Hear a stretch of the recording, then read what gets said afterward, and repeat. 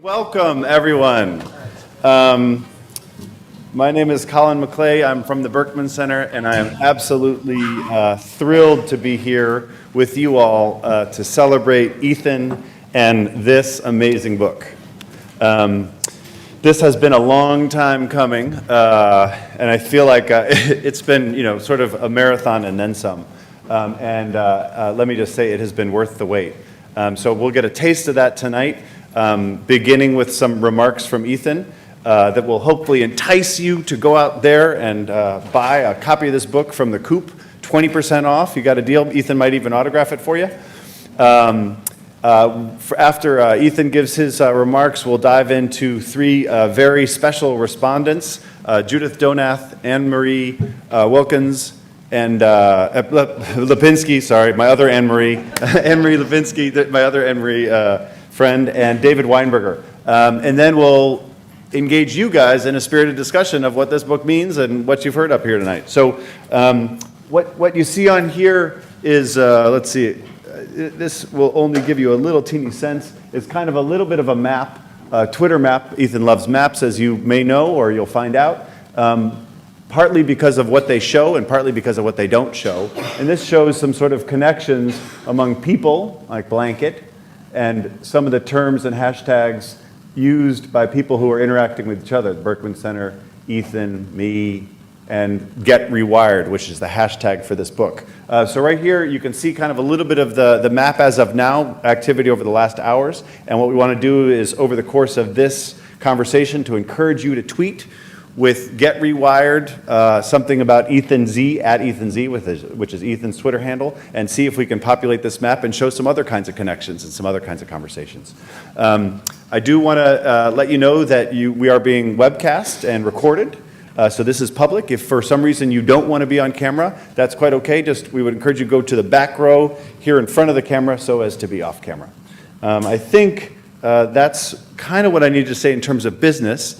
And I just want to, without waxing poetic on my love for my dear friend Ethan, I do want to note that although we'll talk about the book, I think what is even more amazing than the thoughtful scholarship and artful storytelling that he has brought together in a very natural, readable, thoughtful, and remarkable way, is the way in which he did it and the way in which he operates, which is as a tremendously committed, generous, genuine colleague. And to those of us, some of whom are here tonight, who wrote with Ethan in the book club, and to those of us who work with him at the Berkman Center and at MIT and in all the different places, all the different communities that Ethan populates, what comes up time and again is not just his intellectual insights, his energy, his positivity, but it's also his humanity and his colleaguery,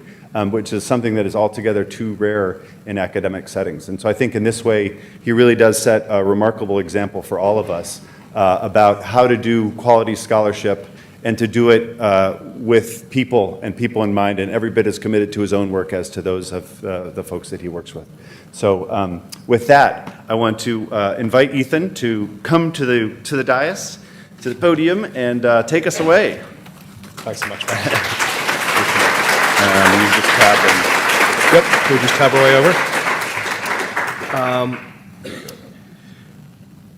So, Colin, thank you so much. And I just wanted to start by thanking really two groups of people. And the first group of people I wanted to thank was you guys for coming out. And I sort of mean that maybe in perhaps a deeper sense than just thank you for coming out on a really hot, sweaty night. But this is my first book, and something that I absolutely didn't realize until I had it in print and was sending it out to people is the extent to which a book is an imposition on someone else's time. You give someone a book and you're basically saying, I would really like you to spend 10 to 15 hours with this thing. I hope you don't mind. I realize you probably weren't doing anything this weekend. Here, please take this and do something with us. So the first thing I just want to say on all of this is thank you to anybody who reads. It's a pretty incredible thing to put this out in the world and have people reacting to it and have people who've read it thoughtfully It's an incredible honor. I'm really grateful for it. The second group of people I want to thank, starting with Colin McClay, are the Berkman Center. And I have a very strange path to what I do today. I work now, I'm lucky enough to be a research scientist at MIT's Media Lab and run a group called the Center for Civic Media. And there's absolutely no chance I would be doing any of that unless I had come to the Berkman Center about 10 years ago. And the reason for that was that I hadn't written. I was a dot-com startup guy, had an early social media company, had done some experiments in the nonprofit world, but hadn't tried writing. And Berkman has an incredible culture around believing that everybody who's at the center, whether they're the loftiest of research fellows or whether they're staff people working on administrative matters, has something to share and something to put out there, and whether it's through blogs or whether it's through scholarship. So I'm incredibly grateful because Berkman basically trained me how to write, right down to the moment where for the last 4 years or so, we've had a group called the Book Club. And the Book Club is basically a mechanism designed to try to help people get books out the door.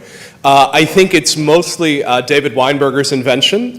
He is someone who is very good at getting books out the door, but was sort of kind enough to share his expertise with a sort of a dozen or more of us who've come in and out of this, trying to help us get our book-length projects out the door, and some wonderful things have come out of it. David's last book, Doc Searles' recent book, Judith Donath's upcoming book, wonderful things sort of coming out of this. So I'm very, very grateful to Berkman. With those thanks said, let me start by talking a little bit about where I'm trying to go in this book. And the idea behind having 3 respondents here is that we know that you guys haven't read the book. And so I will try to give you a basic overview, and then these 3 who I hope actually have, mostly because David and Judith helped me write the darn thing by, sort of lording it over me for a couple of years until I got it out the door. They can also react to it, and we can have a conversation about it. But I want to start actually by talking about some ideas that I didn't manage to get into the book. And these are ideas about how we look at images of the world. So the image that we've had up here, mostly because it's really beautiful, is an image that's commonly referred to as the blue marble. And it's a remarkable image. It's in the first photographic image we have showing the entire world at the same time, shot from orbit, shot by the Apollo 17 crew. There are many arguments out there that this is the most circulated image of all time. There are arguments out there that this image, in a very literal sense, helped spawn the environmental movement, or at least acted as a rallying cry for people who were interested in this idea that the planet was unified, singular, interconnected, and fragile, and that by having this image that we could look at, we could suddenly understand in a much deeper way our responsibility to each other to try to act as stewards of this place. And this is an idea that resonates really well with me because, like a whole lot of other scholars out there, I found this book by Benedict Anderson incredibly helpful. And Anderson tries to do something fairly straightforward. He's interested in this question of what's a nation.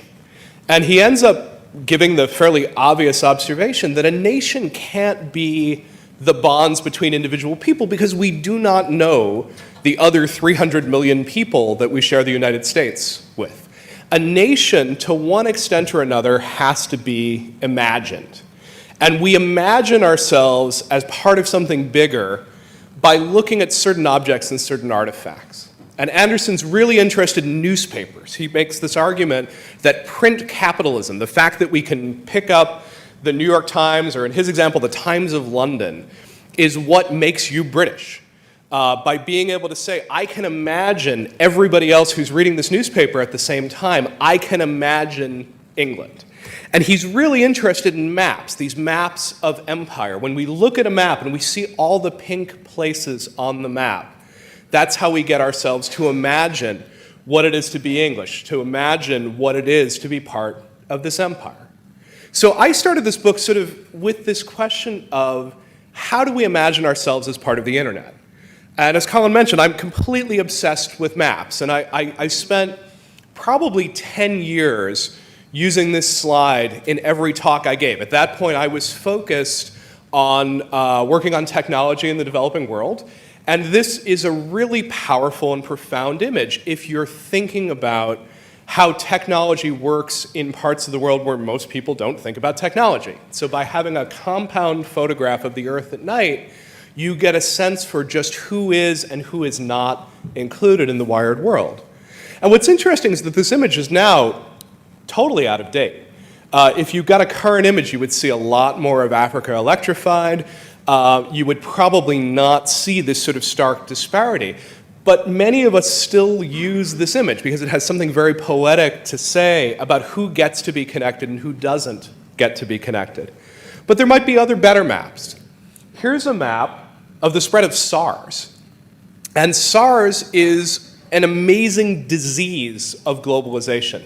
It's actually really hard to imagine, if you weren't directly involved with it, the level of panic of people who felt like they were exposed to SARS because it had an incredibly high mortality rate, and you suddenly had this disease that no one had ever heard of before, spreading from southern China through Hong Kong, showing up in Toronto, and doctors essentially saying, we do not know where this is coming from, we don't know where it's going, but we're able to figure out over time that what SARS really is a map of connections. It's a map of how different human beings are connected to one another. We can think about maps like this. People move in. This is a map of migration. Where do people move from? What countries do they come from? Where do they end up in? It's a gorgeous visualization of people moving around the globe. We could go over to the Media Lab. Leo Bonanni done gorgeous work on a product called Source Map, which tries to ask us about the physical objects in our world. Where do they come from? This laptop that I'm presenting on. What are the components of it? Where are they made? How do they come together? And the message that's coming out of all of these maps are that we are deeply connected in one fashion or another. We're connected by the undersea cables that make up the internet, that tie us back and forth. And ultimately, we're connected by personal links. We're connected by friendships. We're connected by relationships. And this is a map that I've spent a lot of time worrying about. This is a map. It was produced by an intern at Facebook. His name is Paul Butler. And this is one of those sort of dream jobs. You come into Facebook and Facebook says, here's all of our data. What would you like to do with it? And Paul Butler said, well, I'd really like to figure out who's friends with whom. And when you put it up on a map, you end up with this gorgeous sort of connected map that sort of suggests we're all linked to each other in one fashion or another, or at least, to me, that's what it sort of says at first glance. And then it's worth looking a little bit further, because actually we're not all connected to one another. If you start looking, you'll start seeing, first of all, China's just gone. Doesn't exist at all. You know, at this point, China's blocking Facebook. You simply can't see it. You have the dark parts of the globe that you have on the NASA map, because the NASA map is really, in many ways, a map of an electrified population. But you also have some other missing things. It turns out that Russia's pretty much missing from this map. They're not big Facebook fans. They tend to use something called vContact. But the other thing besides this is that this is a map that's trying to demonstrate international connection. And that may not actually be what we're getting through something like Facebook. So one of the things that I wrestled with in this book was actually trying to get data sets out of Facebook. And I found people in Facebook who wanted to work with me and were wonderful. And I found Facebook's lawyers who were not so wonderful. And we were able to get some of the data out, but one of the things that we ended up finding was that the average person on Facebook has about 14% international ties. The average person on Facebook has about 130 friends. 14% of them on average cross national borders of one fashion or another, which you look at them and you go, that's amazing, that's fantastic. What an incredible technology to sort of knit us all together. And then you dig into it a little bit, and you discover that that 14% includes a student who's studying from abroad here at Harvard, and who is mostly tied to people at home, so their ties are 90% international. It counts the Pakistani worker who's working in the United Arab Emirates. It counts a person like me who has an enormous number of ties in Ghana and Nigeria from my work in those countries. And you end up discovering that actually it's very lumpy.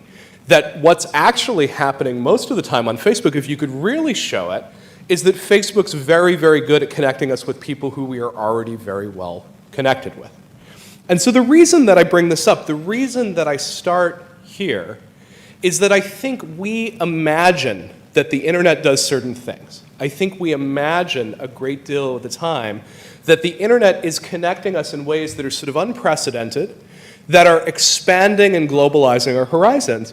And I want to question whether that's actually the case. And I want to question it not just because of the internet, but really the world of media as a whole.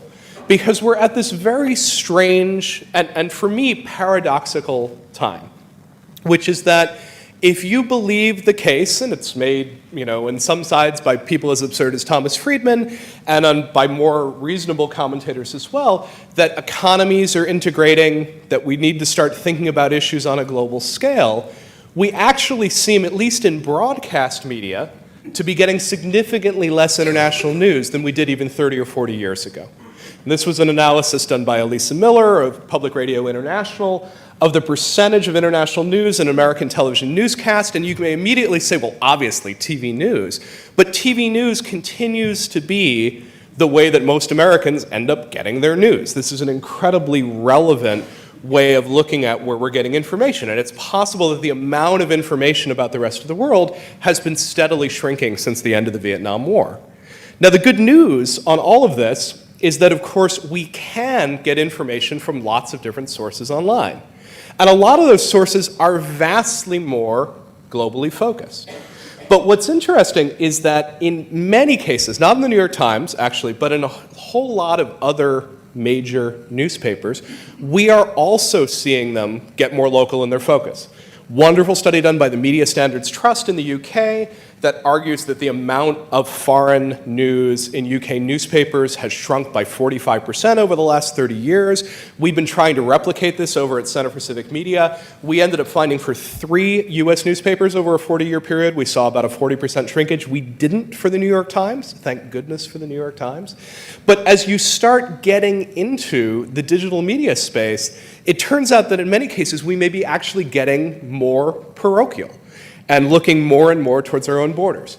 Here's the Huffington Post, which now at this point has a far greater reach in terms of online audience, maybe not as much prestige, but a larger audience than the New York Times. And HuffPo actually isn't all that bad. They're trying quite hard to expand their international coverage. They're adding international editions. But if you just look at the two of them sort of side by side, you can see pretty quickly that we are even more domestically focused in some of these digital media than we were in sort of eras of broadcast.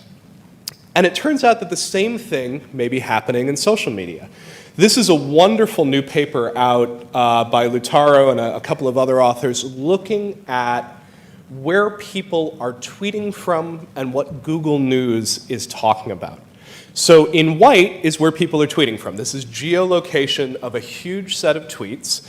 And you'll see there are some very heavily concentrated areas. Western Europe, Eastern United States, Japan, Korea, Malaysia. Malaysia turns out to be incredibly important on Twitter. The red dots are places that are showing up in Google News, and you're only seeing them in red because you're not seeing them on Twitter.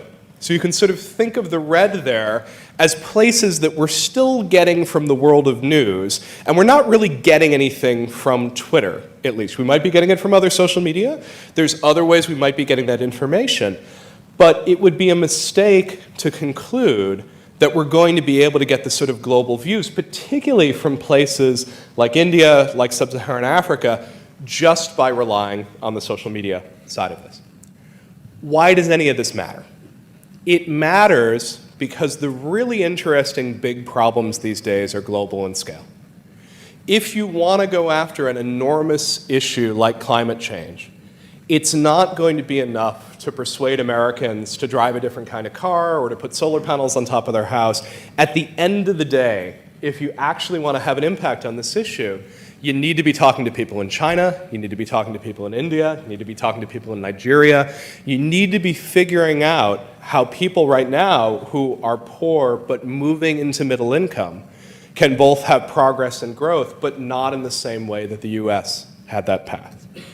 This matters because some of the scariest threats are the threats that come out of a connected world. And whether you decide that you'd rather be frightened by epidemic or by terrorism, a lot of the threats that we look at these days are transnational, transborder threats. We can look at something like the spread of SARS. We can look at the possibility, as we seem to be right now, that Islamic terrorists might be menacing all of us, and therefore all of our mail needs to be read to protect us from it. If we want to live in a world with this very high level of connection, one reason to pay attention to what we know and what we don't know is what we fear. But I'm going to argue that we actually have many more exciting things coming out of this connected world than negative things. These connections are potentially a source of threat. They're potentially the source of infection. They're also the source of inspiration. And for me, that's where this case for figuring out how to change what we're learning about the world and what we're hearing about the world comes into play. The danger is this. We tend to get goods from around the world. We tend to get people from around the world. We don't get information around the world. We've gotten very, very good at sharing atoms. We've gotten very, very good at moving people across borders. We are less good at moving bits across borders, which is crazy if you think about it, right? It's costless, it's weightless. There's really no difference in some real sense between me loading the New York Times and the Times of India. But for the most part, I'm not going to. We have really good data that suggests again and again that I'm not going to. And the reason for it is that at the end of the day, we human beings flock. We are subject to a tendency called homophily. It's incredibly well documented in social science that we tend to seek out people who are like us. There are experiments where students walk into computer labs and we'll watch how a student figures out how to sit in a half-full computer lab. And a student will find their way, if they've got long hair as I do, they'll find their way over to a long-haired person. And you ask them, what are you doing? Someone who wears glasses will sit down with someone who wears glasses. And you ask them what they're doing, they'll say, well, that person looked nice. But somewhere is our talent for finding people who have the same socioeconomic background, the same racial background, the same belief system in one fashion or another. We're incredibly good at looking for our flock. And this tendency to flock was probably advantageous for us for most of human history. But we may be hitting this moment when we're in a world like this one, where this tendency to flock is keeping us separated from information we need to have. Because we are so good at paying attention to those near and dear to us, because we're so good at paying attention to the other members of the flock, we may not be getting the view that we actually need of the world. My fear is that the tools that we're building for the internet aren't taking this very seriously. I think we've been building tools to solve some of our basic desires. Search is an amazing tool for desire. It basically says, what do you want? I'm going to do my very best to give it to you. I don't want to challenge you. I know that if that first link or two isn't right, you're going to run off. So I want to give you precisely what you want. I want to reduce the amount of risk in this equation. I want to get as precise as I possibly can. And my argument is that this may actually be dangerous. This may actually be bad for us. We may need to encounter a certain amount of cognitive diversity to really find ourselves getting the information and input that we need in the world. But we're going even further in the same direction, right? So we're now moving into a realm of social search, where not only am I getting what I want, but now I'm getting what my friends want. And there's lots of reasons to be creeped out by Facebook search. I mean, it is in fact really creepy. The fact that you can constitute a search for the bars liked by my female friends is really freaky. But for me, what's actually weird about it is I'm not sure that I want to have my friends pre-filtering for me. You could think of your friends potentially as an amazing source of inspiration if you're lucky enough to have a diverse set of friends that are pushing you in a bunch of different directions. But if we're subject to homophily, if we're encountering a lot of the same people again and again and again, The danger is these tools of social search may be driving us into these very, very small circles of the same content and the same ideas over and over again. Here's why I really care about this. This guy, Ronald Burt, wrote a wonderful paper some years back called Structural Holes in Good Ideas. Burt was in a position that social scientists love to be. He was inside a very powerful institution. He got himself hired as a vice president at Raytheon. And because he was VP at Raytheon, he was able to experiment on Raytheon employees. And the experiment that he did was he took the purchasing department and he solicited everybody in the purchasing department and basically said, tell me how you would make this company better. He got everybody to write down suggestions. He put them in front of the senior executives of the company and basically said, are these any good? And the senior executives went through all of them and said, here are the good ideas, here are lousy ideas, here are people who are just complaining. And then he correlated the results of that to the social network of people in the company. And what he found out was that people who were at certain places in this social network were, as he puts it, at high risk of having good ideas. If you found yourself as a bridge between two different parts of this network, if you were in charge of purchasing in Cleveland, but you also had to be in touch with the office in Cincinnati all the time, you had a much better chance of having good ideas than someone who worked only in Cleveland. And what he ends up suggesting for this is that creativity is an import-export business. Most of us do not sit in a blank room and think wonderful thoughts because we're contemplating the pureness of the surroundings around us and simply going to the platonic essence of our minds. Most of us are thieves. I know that I am. We look for inspirations in one culture and we try to figure out how to bring them across. And some thieves are really good at this. If you look at how Picasso comes up with Cubism, it has a whole lot to do with masks that he's picking up from modern-day Benin. It's that inversion of surfaces that ends up coming in and becomes part of the Cubist vocabulary. And if you look through Picasso's studio, his move into Cubism comes right after he starts collecting African masks, which, by the way, he did up until his death. You look at the studio right before he dies, and it's basically filled with these items. I'm really interested in how we can use the internet not to isolate ourselves, not just to see what our friends want us to see, but how to take advantage of this incredible cognitive diversity that's available from having access to people all over the world. And I actually want to do this. Like, I don't just want to argue about this. I actually want to think about how we build these things. We have an enormous problem right now in our dialogue about technology, which is a new technology comes along like Google Glass, and the assumption is, well, this is here now. We're going to have it. Let's think about how we deal with the world with Google Glass. Like, Google Glass is now mostly in the labs, and you've got people in bars basically banning people from wearing Google Glass in it, right? So we assume that it's going to come into play, and then we try to figure out how we're going to react to it. There's another alternative to this. We could have a conversation and decide, do we want this or not? Do we want this technology to work the way we think or fear it's going to work? And what worries me a great deal of the time is when we talk about whether the internet is making us stupider, or whether the internet is making us more polarized, or whether it's making us fat, or whether it's making us bald, we're not actually talking about the fact that this is a technology that most people didn't encounter 20 years ago. This is something that a lot of people in this room had a hand in building. If we do not like how the internet works, we can fix it. If we are worried that the internet is not giving us a diverse view of the world, and that is what I'm worried about, we can go after that problem.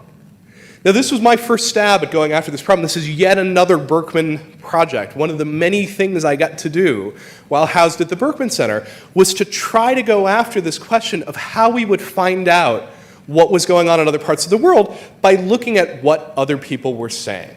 And so Global Voices is now almost a 9-year-old project, about 1,200 people all over the world telling you what's going on in Gabon, what's going on in Ghana, what's going on in Germany.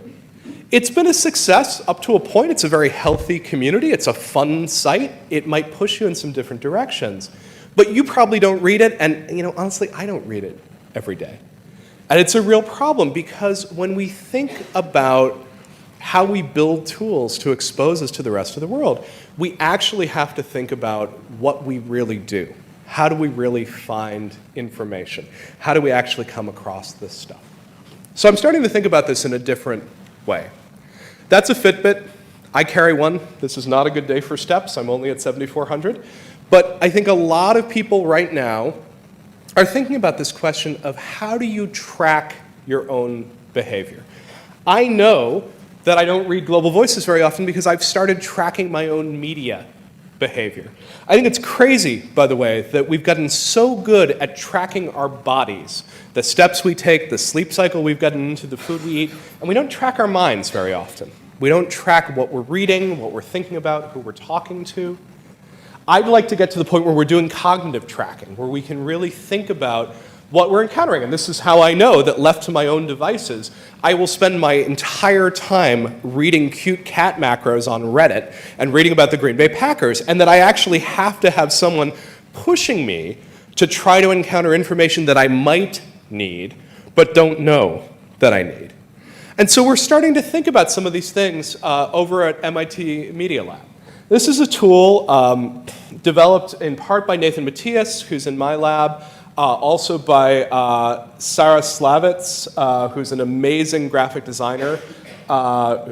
She's Twitter handled Dear Sarah. The tool is called Follow Bias. And the idea behind this is it's very simple, it's very straightforward. You go to followbias.com, you enter in your Twitter handle, it looks to see who you follow on Twitter, and it tries to automatically calculate just one variable, just the gender. How many women are you following? How many men are you following? In this case, how many brands or bots are you following? And this is the actual information for me. It turns out I follow about 1,100 people on Twitter, and they are mostly men.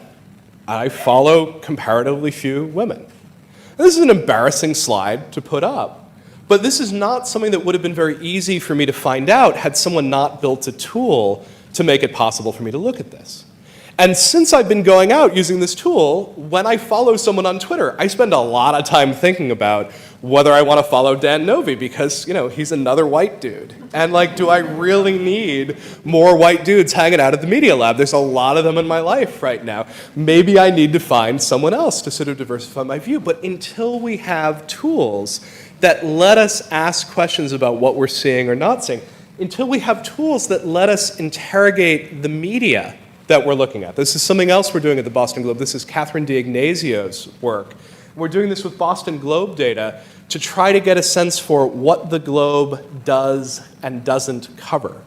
And we've ended up finding out that there are large chunks of the city of Boston that actually have very few stories per capita, and that when you dig into what's going on in those stories per capita, you're often getting communities framed or presented in a very specific way. I think if we want to go after this question of what we're putting into our heads, if we want to get to a point where we're getting a high level of cognitive diversity, if we want to get to the point where we're encountering people from other countries and cultures, we really have to consciously go after these questions. We need to look at our behavior. We need to put lenses on the media that we end up encountering. Most of us do not have the luxury of hopping on an airplane and seeing the world directly. We are seeing the world through the lens of media. And if we want to think about how we're seeing that world, we have to think critically about how it's coming to us. We're hoping to get to the point where we're starting to build some proactive tools around this. This is one of the tools that we're starting to think about building at the Media Lab called the Weekly Different, which is something that would look at how you behave on Twitter and essentially say, hey, you're following a lot of these same people. Can I push you out of your comfort zone? Maybe not a 180. Maybe we're not going to have me, following evangelical Christians from Uganda who believe that homosexuals are the devil. Maybe we can find someone who's a New England progressive leftist who happens to be a strong person of faith, which actually would be a challenge for me and getting me a little bit out of my comfort zone. Maybe we can move people 5 degrees or 10 degrees. But one way or another, if we're interested in this question of what we're getting and what we're not getting, I think it's incumbent on us not to be satisfied with the limits or the problems or the tools that we have in front of us right now when we do have this opportunity to sort of pick these things up and figure out a way to rewire them. So that's the basic idea behind the book. The good news is that there's other ideas in the book. These lovely three people, who I'm going to welcome to the stage, have had the chance to read and offer some reactions. And can I welcome David, Judith, and Anne-Marie?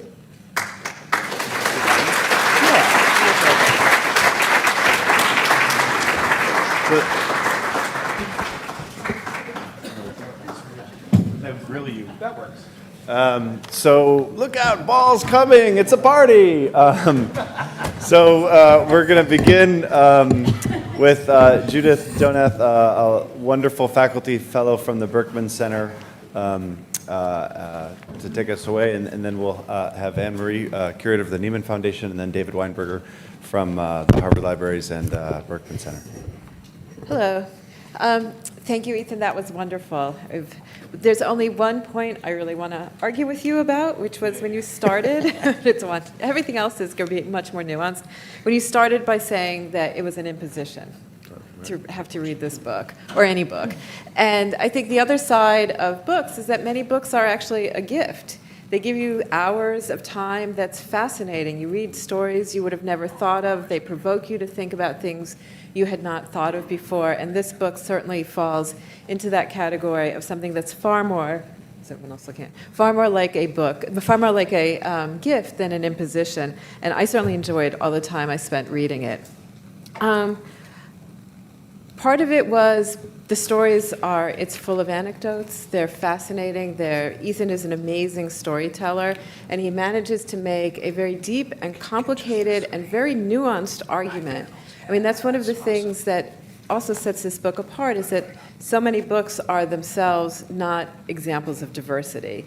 And Ethan's thinking is internally diverse. It's not about saying, we must do this, we must all be global, it's really great, the web is this, it's making us more diverse, or it's keeping us from being diverse, or that diversity is always good.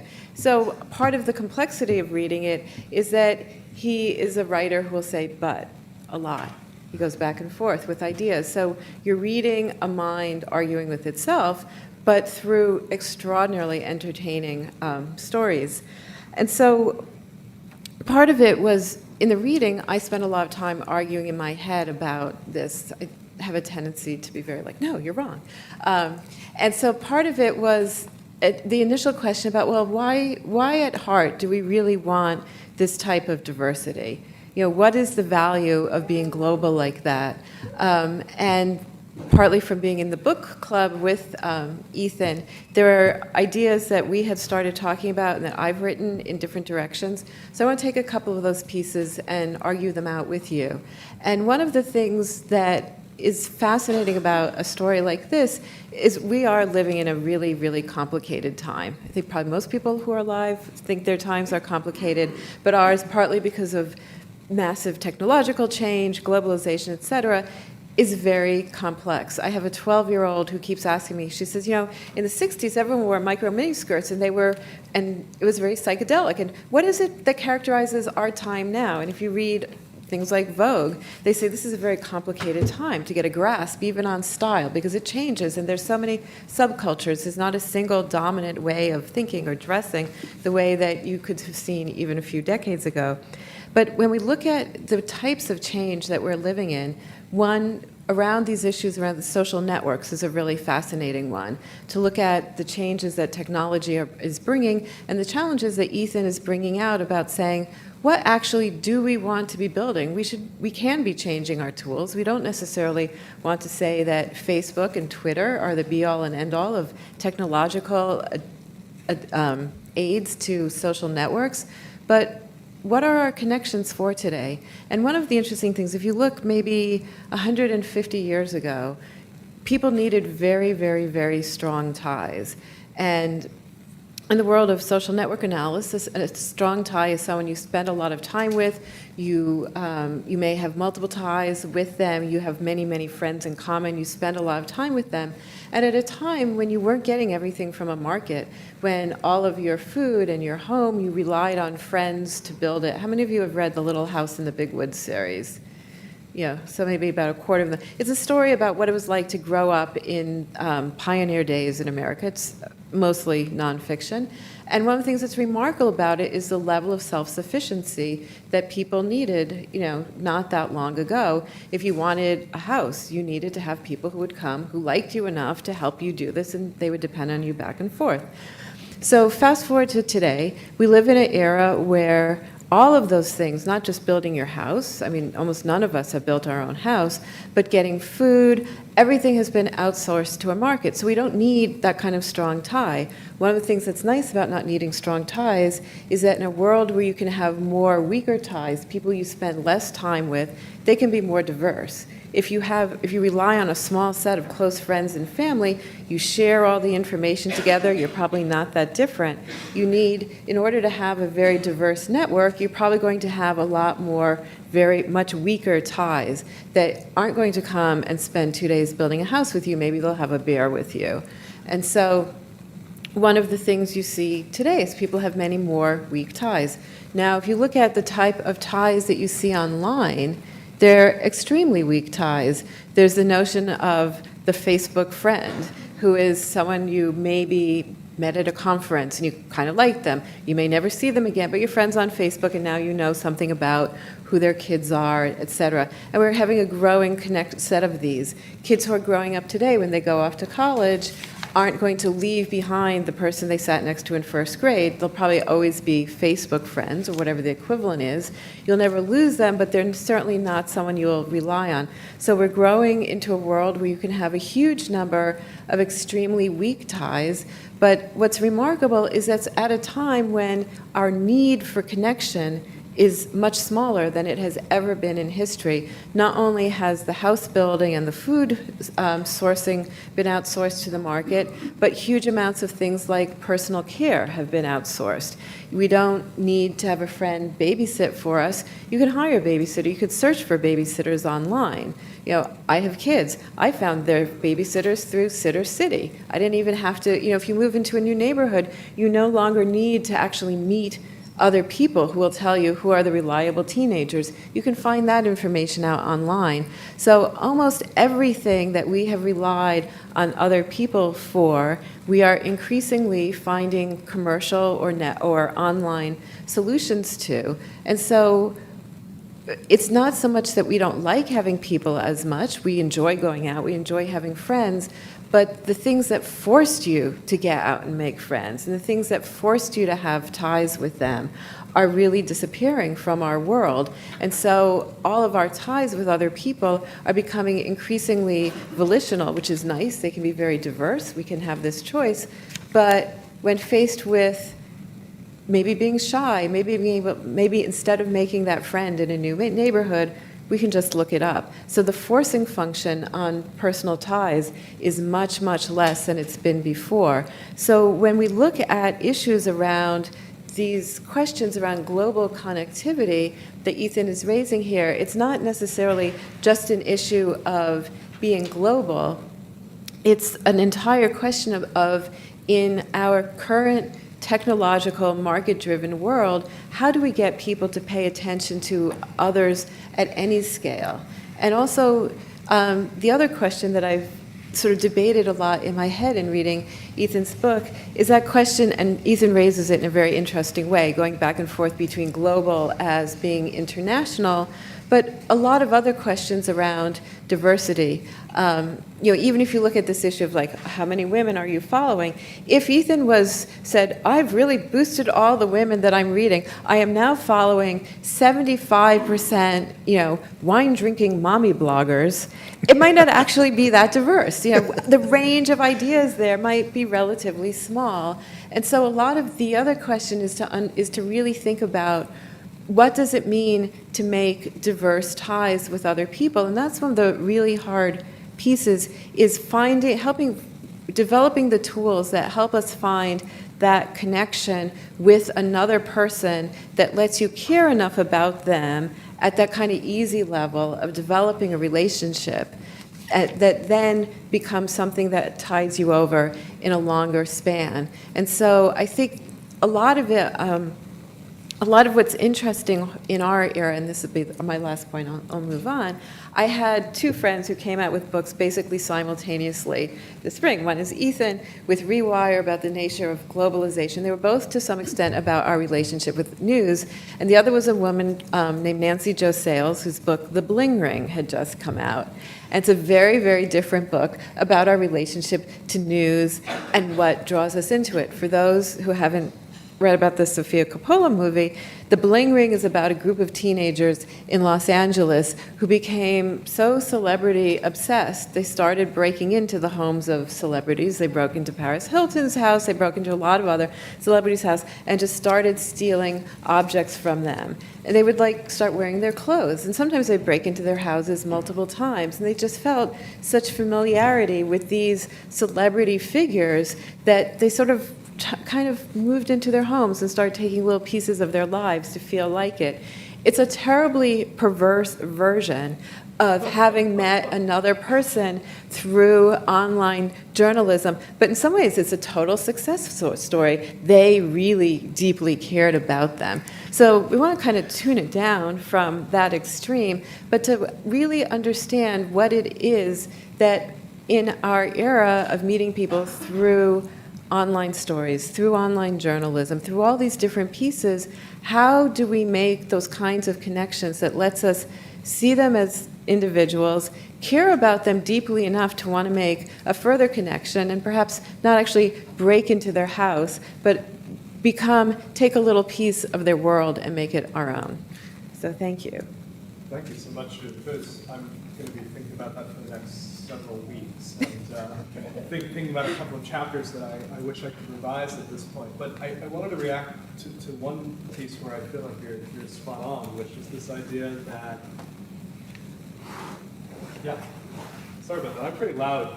As I normally am, but not loud enough, evidently. All right, now I'm louder. So this idea that as we move to markets to meet our needs, we need fewer and fewer strong ties, I think that's really astute. And I think it's worth asking this question, what sort of ties do we need now?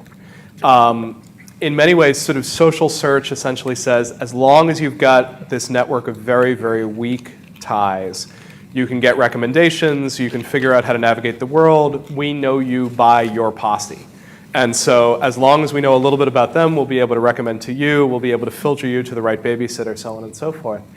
And I think the case that I'm trying to make, and someone was tweeting that basically we can't go a single event here at the Berkman Center without mentioning Granovetter, but one of the things that I tried to look at in this book was going back to Mark Granovetter's The Strength of Weak Ties and looking at this idea of the bridge tie.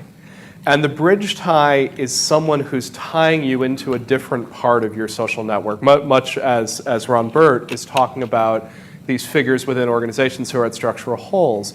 But I think what's really important as we start becoming dependent on markets is that we're becoming dependent on sets of people who we don't know and often don't understand.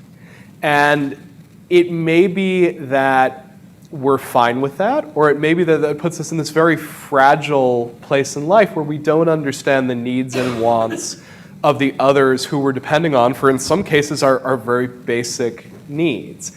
And bridge ties sort of suggest the possibility that perhaps we can find some people in our network who can push us in a different direction and help us sort of understand what's going on from that perspective. So I'll have one quick. It's going to be very super quick. Audience to answer. Absolutely super quick. But Tweet length. yes, the strength of weak ties. The ties have strength because they're diverse, not because they are weak.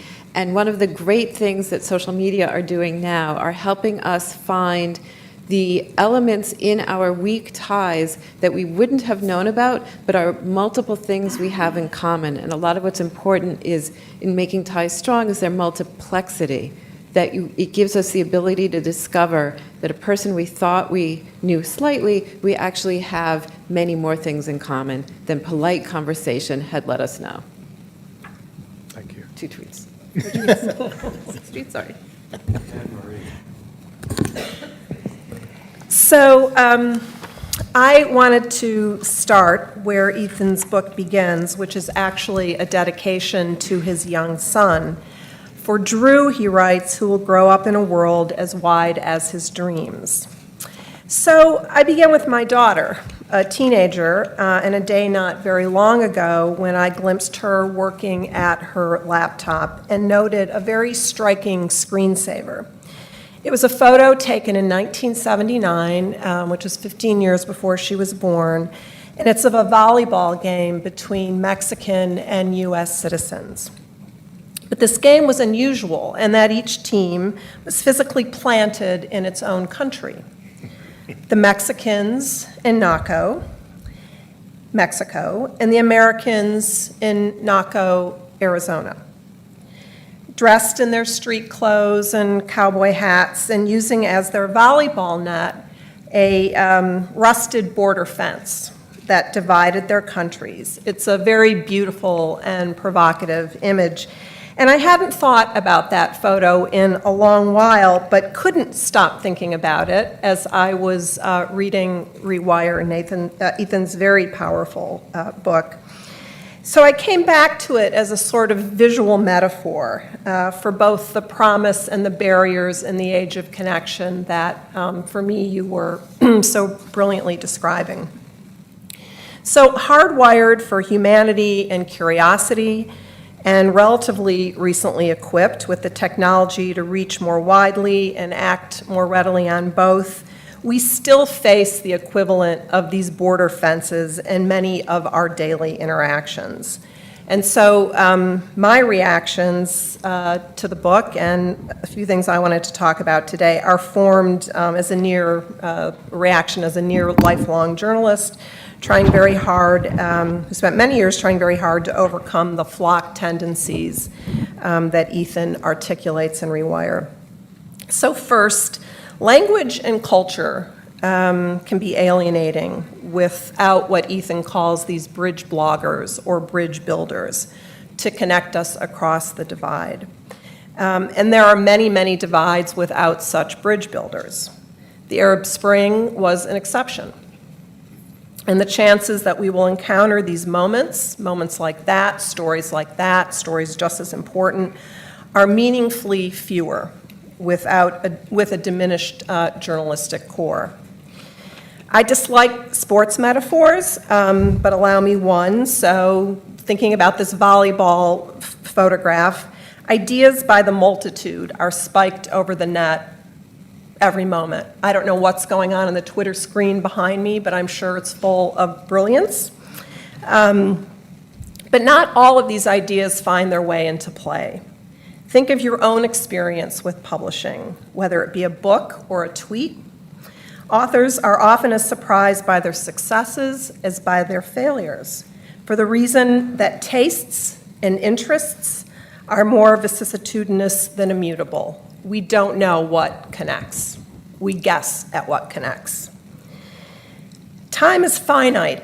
In searching to recover the Naco volleyball photo this week, I scraped the surface of a whole wonderful world of immigration law, of drug, weapons, and people running, of the scene of the longest sustained battle of the Mexican Revolution, which I didn't know, of a courageous local newspaper, El Mirador, which has exposed corruption at a local orphanage I'd never heard of, and the construction of metal walls along sections of this border, which may have signaled the end of the local volleyball game. I say may because I did not have time this week to further press the issue, as perhaps my daughter did not while studying for the ACT and the SAT and taking high school final exams and volunteering on a political campaign and doing some local community service, which brings me to empathy.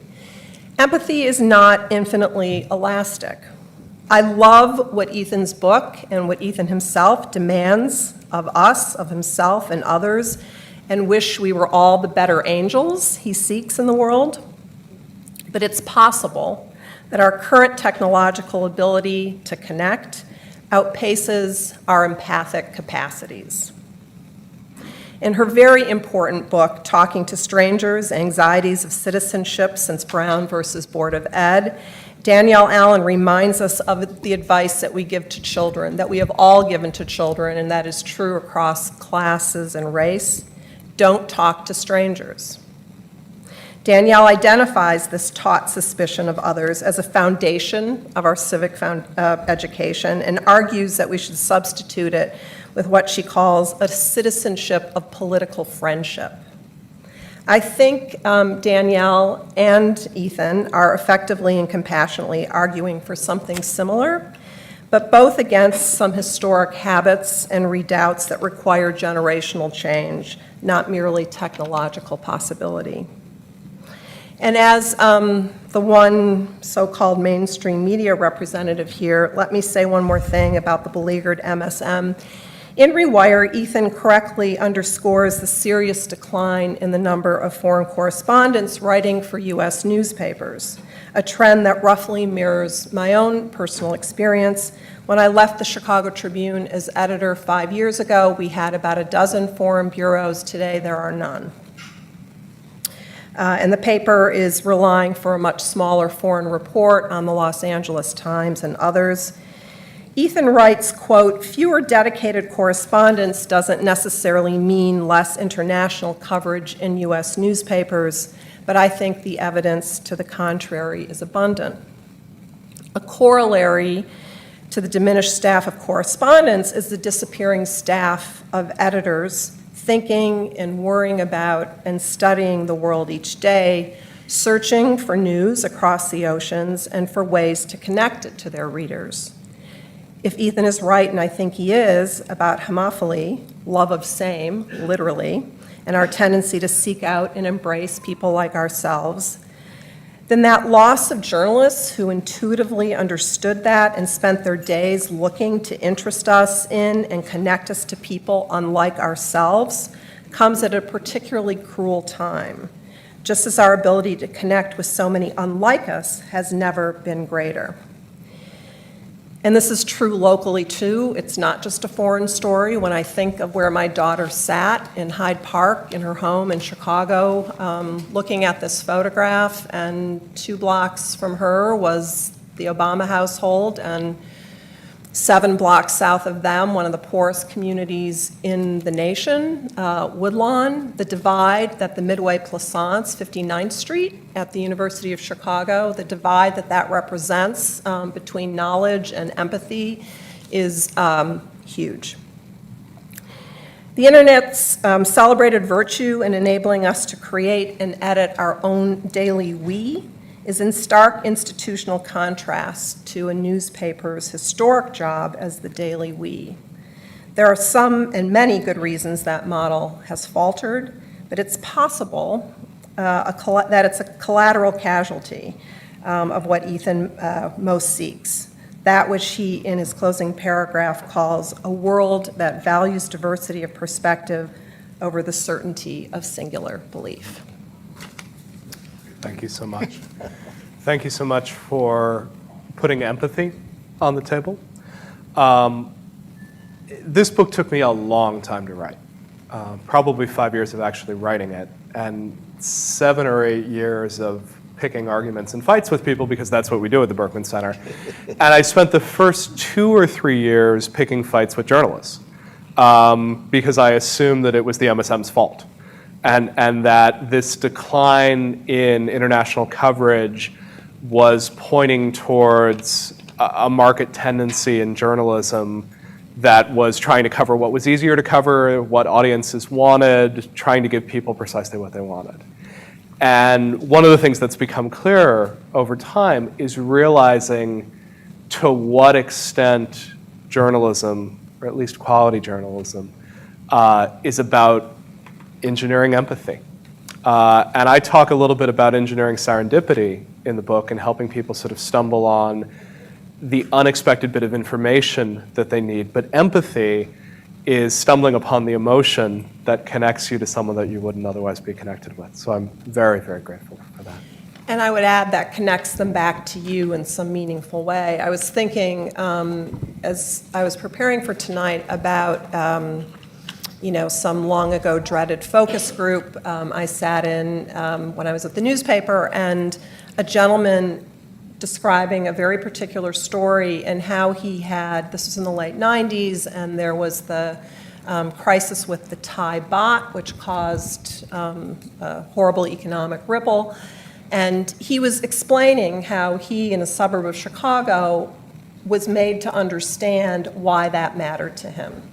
That with 401ks and diversified investments and the rest of it, this now mattered. So I was making notes on that to myself today, and it was interesting that the iPad kept correcting bot to bat. So, like, why am I even using this word?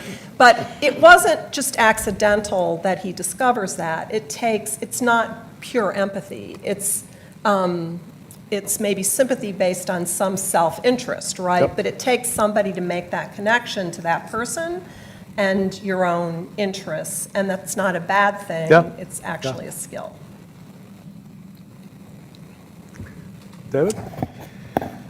So I want to echo Judith's, you're being ridiculous about the imposition thing. Let's just start there. So we get to spend 10 to 15 hours with you in a book. And I can't imagine anything better than that, except having gotten to spend 10 years with you. I've learned more from you than I have learned from anybody. So thank you. It's a wonderful book. And I think you got a taste of that here. It's a book from Ethan's head and from his heart and from his wide experience. Let me just give you one example of, so you talked a little bit tonight about, it turns out we are better at moving atoms around the world than moving bits. So this is a wonderful, eye-opening point. It's in the very first chapter, and the way that Ethan makes the point in the book, where he has a little more time, is to take us through the story of Fiji water and why we're better able to get water moved around the globe than information about what's going on in Fiji. And I won't ask for a show of hands, but I'm quite certain that all of us, most of us, certainly me, have drunk more Fiji water than we've drunk Fiji bits. It's a wonderful way of making the point, and the book is just full. This is how Ethan's thought, and very much like your point, the back and forth, your ability to question yourself and to think more than one thought at a time. It's just a wonderful book. So in the book, Ethan makes a number of assumptions, which I think I'm not going to challenge at all. They're important and right. The first is that technology does not determine how we take it up.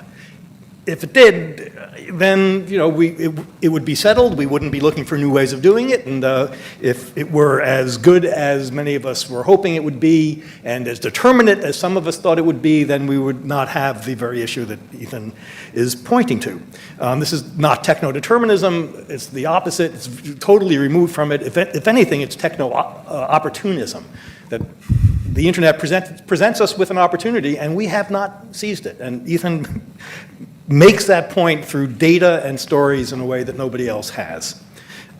Second assumption that he makes is that we're situated, that we only understand the world from a point of view. That point of view is deep in our culture, in our language, and that this is not a failure, it is a necessity. It's the only way we can understand things is from a point of view, from a cultural point of view, and that in fact it's so far from being simply a grinding necessity that it's a source of joy. It also, for Ethan, implies a type of what's used to be called anyway pluralism, an appreciation of other cultures, that there isn't one right culture, that our culture is not the right one, and so it also entails a type of humility, a very, very welcome humility, which is certainly characteristic of how Ethan approaches this very rich and diverse world.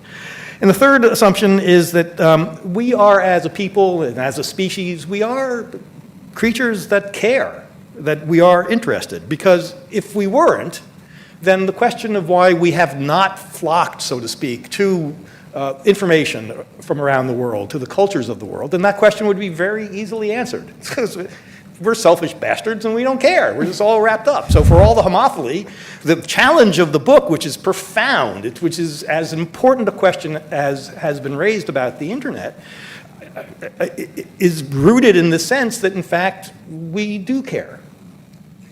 So I want to talk just a little bit about one of the issues, and it's one that you and I have, because I'm struggling. I'm I'm trying to find something I disagree with, and I'm not really having a tough time. So serendipity, something that... Please, yes. We definitely differ on this one. Well, yes. we do, but if we did, you won. I think you're basically right. But I'm going to try to find a shade of difference, okay? So in the chapter on serendipity, which is one of the really wonderful chapters in the book, Ethan's question is that it's actually an assumption that we would be interested if, in the rest of the world, if ... And so that's subjunctive, that conditional, that would, I think, really powers most of the book. And in many ways, it's a political would, it's a political imperative, it's a moral imperative. It has to do with empathy as well. So we would be interested in all the sorts of things that we're not interested in, if only what. And so in the serendipity chapter, which is a rich chapter, I can't possibly summarize it, but part of what Ethan says is he salutes Jane Jacobs and points to a city as a place in which serendipity happens. At its best, it happens, and points to her idea of designing to minimize isolation or designing to engineer encounters and engagement. To which Ethan then adds Robert Merton on the topic and says, well, it's not enough just to run into people at the crossroads, at the social holes. You also have to have an open mind, which is a really important point as well. And so that's obviously a big part of the solution, and the book has other large themes about how we can make progress here. I'm certainly in favor of structuring serendipity. But I'm not as convinced that it's going to do the job or that it's actually addressing the root of it. So you've talked tonight, and certainly in the book, a great deal about the importance of bridge figures, people who help us see, find what's of value in another culture. And tonight you actually, and in the book, you talked about it in terms of desire, which actually helped crystallize for me what my maybe difference is, because it's certainly important that we cultivate our desires, and that education is a way of doing that. A good education cultivates your desires. But desire is only, at most, it's half of the equation. The other half is that interest is something that doesn't happen in us. Desire is something that we do, or is in us, but interest is something that calls out from the world. We get interested in things that we had no idea we were interested in. I had no idea I was interested in sumo. I have no interest in sports, and within the hierarchy of sports, I'm going to say sumo pretty much at the bottom. So I had no idea I had no desire to know about sumo until I heard Ethan. Unexpectedly, I was thrown into a room, Ethan's giving a talk on sumo. He cares a great deal about sumo, and made it interesting. So here you were the bridge, as you've been for so many of us in so many different ways. You were the bridge to sumo, which I have to say I don't have that much interest in, but I had more than before I heard you talk. This was the world calling out to me. It was not a desire. And so it's not, in addition to structured serendipity will look like noise, will look like a distraction. Why is Google giving me all these results I don't care about? Why is Facebook larding up my page with things I don't care about? I don't care about the sumo results. I don't care about the Brazilian, What? It will just look like noise unless there is something in it that is interesting. And one of the things is empathy, but we don't get to empathy until somebody writes really, really well, or is Anthony Bourdain and is doing the TV show, where he's not an expert in the many cultures he goes to, but he does a fantastic job of getting us interested in cultures we did not know were interesting. So part of it, of course, is cultivating desire, but part of it also, and part of it is structuring serendipity, but the serendipity won't work unless the thing that we stumble across has this certain artistic, I don't know what to say, the quality of great journalism, the quality of a fantastic New Yorker article, or a wonderful Anthony Bourdain show, or your book, or most of what you talk about and educate us on, because we need more Anthony Bourdains, we need more Paul Simons, and we need many, many more Ethans. And the problem is that we can't have many more Ethans, because there's really only one. You combine such a unique set of talents and desires and interests and loves. So thank you so much for your 10 to 15 hour gift. If I had not already turned several shades of red, I would have moved into new depths of crimson. Let me fill you in on let me fill you in on the argument here, because I think it is actually an interesting argument. By the end of the book, I end up saying, look, we can try to get you more perspectives from the rest of the world. We can translate for you. We can introduce you to bridge figures. But ultimately, what we don't have a lot of control over is desire. If you want to hear only about the Green Bay Packers, the internet makes it really easy to hear about the Green Bay Packers. And the worry is that we don't always want to know what we want to know. We sometimes need to know something that we didn't know we needed to know. And the fact that that's such a convoluted sentence, helps explain it's an extremely tough concept to get around. But we need to encounter information that's unfamiliar, that's challenging. Sometimes we need it because it's critical information about the world. Sometimes we need it because it has that hidden inspiration which allows us to move in a different direction. And so I end up proposing that we've gone from a world where most media is very heavily curated, and this is sort of the tendency in mainstream media of saying, let me give you a very diverse view of what's out there, to a world of search where we choose what we want, to a world of social where we choose and are informed by our circle of friends. And I'm wondering whether the next step in all of this is serendipity. And my hope is that we could get very, very good at looking at what you know and what you've encountered and then taking you somewhere out of those ruts. And David, I think, is sympathetic up to the point where I start saying, now I'm going to start giving you an article on sumo because you don't know much about sumo, but it's close enough to your profile that I'm going to push you a little bit out of your comfort zone, and maybe you'll have this unexpected discovery. And David, as an artist, a brilliant writer, someone who quite literally taught me how to write, not in the sense that if you don't like the book that it's his fault, but that if it comes off well, I have learned an enormous amount from this man on how to write a book. David takes very seriously the craft aspect of all of this. And I think that's right. And I think in some ways the word engineering may be where we're getting tripped up on all of this. When someone writes a beautiful article in the Atlantic or the Utne Reader or the New Yorker, or pick whatever outlet you want for beautiful writing, I think that can be a form of engineering serendipity. It's a way of saying, I want to pull you onto a topic or onto a subject that you otherwise wouldn't explore. But I think we can go in other directions as well. I think one of the amazing things about this participatory moment in time is that so much is being created and so much is being generated that we may be able to do as much with guiding people in different directions as we are in creating new directions to go in. But it's wonderful to have these arguments, and this is why you have to keep friends in your life who you can always argue with on an open topic. I completely agree with that, so. This is the weakest. Lousy argument then. This is the weakest argument I've ever seen. But so with those fabulous comments to kick us off, we just have a few minutes left. We want to be out of here by 7:30 because one of these walls is going to magically rise and reveal drinks and snacks for you all. But I want to open it up to the audience for questions or comments. There's been a really rich Twitter stream. We have a couple of mics here. I will invite you to be short in your comments because we don't have much time. Dan, do you have a mic? To be super brief.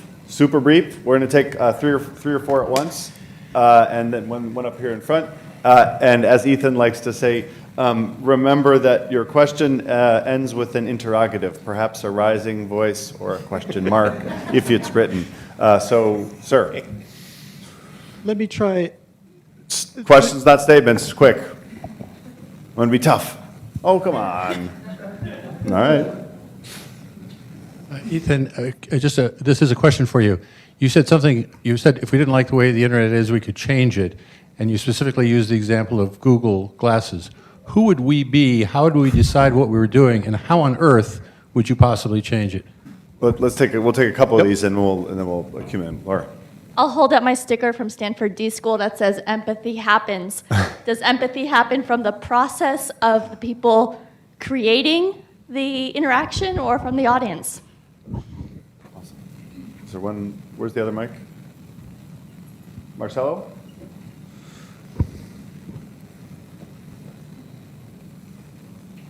are you not being very American-centric? I am from Brazil, Professor, sorry about that. But I just downloaded the book. I didn't read it yet. But I feel from the debate that this is a very American perspective. What social media and all this has done in other countries that is not US has bring a diverse view, much more diverse view, and not a contracting view. One more. Carrie, you have it? I'm kind of curious about power. It seems that some of the serendipity engineering kind of assumes a sort of beforehand knowledge about what's good for us or when a new connection needs to be made. So how do we get a gatekeeper that can be trusted with that power and is benevolent and not going to lead us down a bad place? Also, cognitive tracking scares the hell out of me. There you go, Ethan. For little questions, that'll be easy. Those will be quick. Look, on Google Glass, let me give you two answers to how we could go after it if we didn't like where it was going. There's an engineering we and there's a political we, right? So some of the book is written for an engineering we that sort of says, if you don't like the biases in these tools, if you don't like the idea that we're being pushed towards find out what your neighbor's like, try to figure out how you push towards people who are very different from you and try to build systems that push you in very different ways. But I would say on Google Glass specifically, the more powerful we is probably the we that sort of says, maybe we don't like the policy implications of this, maybe we don't like having this out in the public. In the US, we've done a very poor job of defending privacy rights. This is what we're bumping into with the NSA at the moment. Europeans have reacted to Google Maps very differently than we have. And they've gone and sued Google in Germany and essentially said you have to have the right to blur it out. There are different reactions in different... Reversed today in Germany. Didn't know that. There are certainly stronger protections for privacy in the EU than there are in the US. Say London, UK has more protection for privacy than we do, for example? I would say legal protection within France and Germany is significantly stronger for privacy than in the US. Not an expert on international law, but there are probably a few folks in the room who might be able to back me up on this one. Generally speaking, when you have debates about privacy, you have people trying to come from an EU perspective because they have a different legislative point on it. My only point on this is that it doesn't have to be inevitable. Different societies react to technologies in different ways. And some have gone after and tried to say, just because you can do this technologically doesn't necessarily mean that we're going to do this politically. I'm gonna leave Laura's question, which is awesome, but there's no way that I can go after it. I'm gonna go after Marcelo's question and basically say, look, I hope not. I mean, I hope I have not written a miserably Americentric book. What I end up finding in a lot of the research that I quote on this is that actually everyone's pretty parochial, and that I suspect that if you do a deep dive, you may find that this tendency to connect to the local is pretty strong in Brazil as well. And I say that with a reasonable amount of confidence because I did do the research on what Brazilians are reading when they're reading news and discovered the same sort of domestic biases that we saw in other places, and also in looking at the work that we did with Facebook at what percentage of the ties are made locally. And generally speaking, what we've seen a huge amount of in Brazilian social media is actually what we've seen in the US, which is basically as people who are moving and going to university, they're keeping those ties at home. So they're starting to have that sort of secondary or tertiary set of ties. And in fact, in many ways, there's a lot of Brazil in the book, and I hope you read it, because one of the things that comes out is the sense in which what goes on in some of those other conversations can be sort of incomprehensible if you're not within it. So actually, a lot of the book wrestles with Cala a Boca Galvão, and suddenly the rest of the world looking in at a Brazilian-only conversation, and then the Brazilians responding by basically saying, let us make fun of the fact that you're monolingual Americans. So I hope when you actually get into it, it may be slightly less Americentric than we are at this point. The question of power is a phenomenal question. And look, my thinking behind building systems to track is that it's a really big difference between me tracking the steps that I take during the day and my health insurance company tracking the steps that I take during the day. And when I'm tracking the number of steps that I take during the day, it's a helpful thing for me to sort of say, I'm going to walk back to my hotel this evening because it has not been a very physical day. Whereas if my insurance company is doing it and jacking up my premium after the fact, that's a very different thing. And I think part of what's gone on is that we've had this huge tendency to build sort of centralized services and centralized databases that I do think we want to reconsider and sort of ask questions about. Cognitive tracking is already going on. You're being tracked by Google in a very real way, trying to figure out who you are. And the question for me becomes, are there extents to which it makes sense to track yourself and try to figure out your own behavior, or is that something that we only want to give over to the advertisers? So it freaks me out too, but it freaks me out less if I can figure out how to take the tools and use them for myself. But you're absolutely right that there's an enormous amount of power with the maker of the algorithms, and that's in many ways sort of who I'm writing the book for, is to sort of say, look, you have more power in making algorithms than you think. Here's a blind spot that I think a lot of us have when we consider the internet. I think we assume that it tends to put us in this global direction, although I think in many cases the research puts us in a different direction. Can we examine how our algorithms end up reinforcing that in one fashion or another? It's 3 for 4. Laura knows that I'll actually have that conversation with her face to face. So I want to invite you all, if you have any final thought, last word, last question, reflection? Good? No obligation? Can I just stop by thanking you all again just for coming and for listening, and to thank everyone at the Berkman Center for putting this together, to thank my friends for taking the time to read closely and react, to thank Amar Asher and everybody else who helped put this together. This is just an enormous privilege for me, and thank you all for being here. I really appreciate it.